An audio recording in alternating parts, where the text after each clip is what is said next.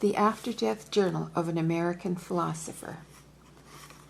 Chapter 1, Part 2. And this is Seth speaking now, and he's speaking on behalf of William James. And it's Wednesday morning, January 26, 1977. Yet, what a rambunctious nationalistic romp, and it was matched with almost missionary fervor by the psychologists out to rout out man's soul, all of the inconsistencies and the passions that were buried there, and to leash these, as well as for the splendid pursuits of progress, industry, and the physical manipulation of nature for man's use.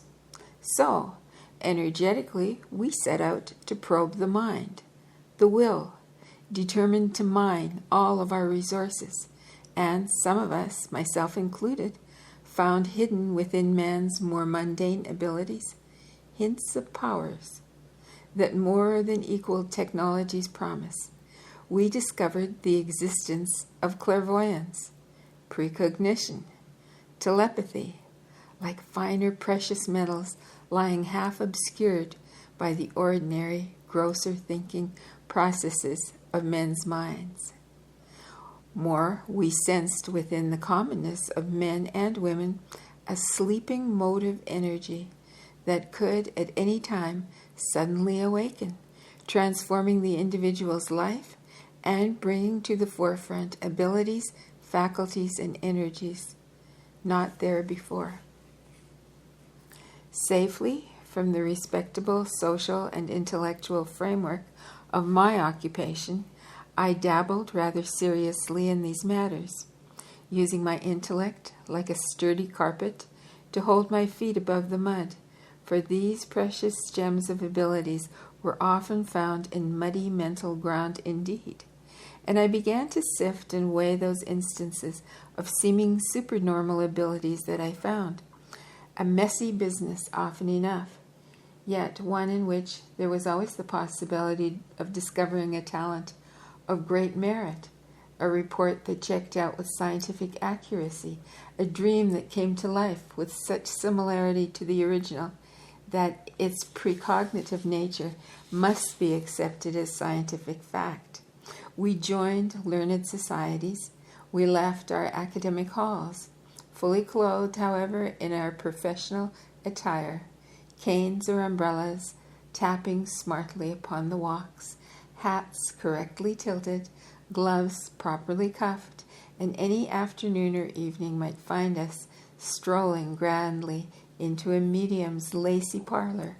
where the sobs of the newly bereaved drowned out the cheerful,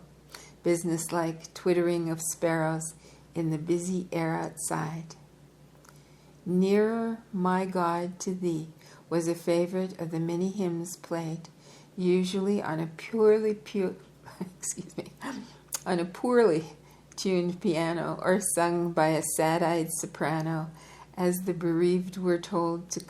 concentrate their thoughts upon the beloved recently dead, presumably absent member of the family, because that member might, in truth, be present, though in a different form. Aware, though, with another kind of perception, and it was the medium's job to serve as the spark connecting the coiled realities of the living and the dead. A sorry task at times, yet if the mind of man could transform the face of the country, harness physical energies of which we'd only dreamed of before, might it not survive death after all? Perhaps the scientist, innocent of religion's darker superstitions, could discern the truth and discover even in the shoddiest of seances that one indisputable proof that would release man from his ancient fear of death and annihilation. If the mediums strenuously objected to lights, insisting that their conditions necessitated darkness, they could not, we reasoned, shut out the light of the intellectual, scientifically tuned mind, and that illumination we were determined to use unremittingly. At the time, I considered myself something of a bold explorer often risking the dirtied psychological environment of the ignorant and unlettered, the superstitious and the unprincipled, treading unhealthy psychological waters when necessary, in order to conquer the inner continents of the mind, as surely as men in other fields and persuasions had conquered the land.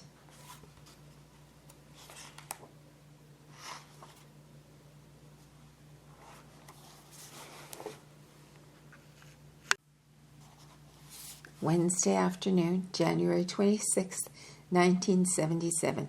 We took notes of any proceedings, however ludicrous, that seemed to offer promise. We investigated, interviewed, and tested, and we often were scoffed at, gently and behind our backs, by our colleagues, and sometimes openly by the mediums themselves. Yet, on our parts, I insist, there was an integrity of intent, and if we were bookish, easily fooled on occasion, even blinded by our own lofty principles, or taken advantage of because of them, still we were not entirely lured by the more shadow aspects of democracy and technology, but determined to bring these to deeper, more mature fruition by examining the mind or soul that gave them birth. The powers of the mind, the subliminal self, these phrases stirred us to the depths, for as doers we were positive that a democracy could develop the individual, raise his abilities to the nth degree, and harness them for the good of man, God, and society. Though seeking to map the dimensions of the soul, we sought to align ourselves professionally with the intellect, with an enlightened Protestantism and virile optimism that could, we felt, best protect us from the mire of emotionalism, fanaticism, and sheer idiocy that sometimes surrounded the matter at hand. While giving lip service to such sentiments, however, I myself suffered the darkest melancholy for much of my life, and I was particularly struck by the fact that religious conversions, for example, while releasing power and energy in individual men, could exaggerate some of their less favorable characteristics, also deepen their prejudices, and increase a paranoia that earlier had only been latent. To add to my concern, there seemed no scientific proof for survival of the dead. Even indisputable instances of apparitions of the departed could be explained in other ways, as perceptive errors, hallucinations, or even as interpretations of telepathic data, then reconstructed imaginatively by the perceiver. I felt most strongly that an investigation and exploration of the soul of man must parallel his mechanistic development. However, and was convinced that such studies must take place under the respected banners of science and the academic community. We sought out particularly the reports of staunch citizens, therefore, people innocent of duplicity, known in their communities, and we quickly discovered that precognition and telepathy, those unconventional quirks of mind, were experienced even by clients who were otherwise unimaginative, devoted to their work and families, and in no way different from their fellows. Yet the data depended upon conversations of the past or scribbled notes written on the backs of envelopes, and the very nature of the dream state meant, of course, that few witnesses were present when and if a startled dreamer awakened to blurt out a clairvoyant dream vivid enough to jar him from sleep. With all of this, however, our evidence was enough to convince me that such unofficial elements of the mind existed, and that they ignored known laws of science. It was impossible, then, not to muse about the future existence of a technology of mind more splendid than industry or science's mechanical triumphs, a technology able to utilize perhaps stronger energies than those available otherwise, and it was unthinkable, at least to me, that the powers of the mind could really contradict the laws of science. They would simply point out a new direction for science to follow and help it to avoid limitations caused by its own beliefs. The experiments of the laboratory are predictable, but alas, the mind is the least predictable phenomenon in the world. The emotions sweeping across the mind's broad expanse often seemed to distort reliable data, and it seemed to me that my own emotions gave me more trouble than feelings give most men.